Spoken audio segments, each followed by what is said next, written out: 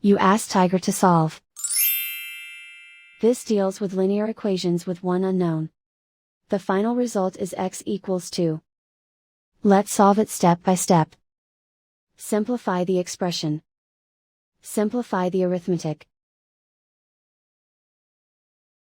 Group all x terms on the left side of the equation. Add 3x to both sides. Group like terms.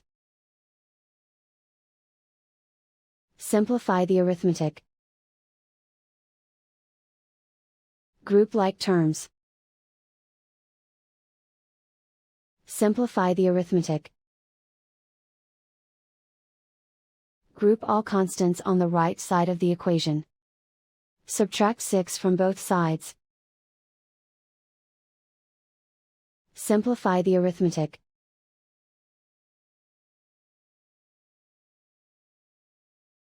Isolate the x. Divide both sides by -6. Cancel out the negatives. Simplify the fraction. Cancel out the negatives. Find the greatest common factor of the numerator and denominator. Factor out and cancel the greatest common factor. And so the final result is x equals 2.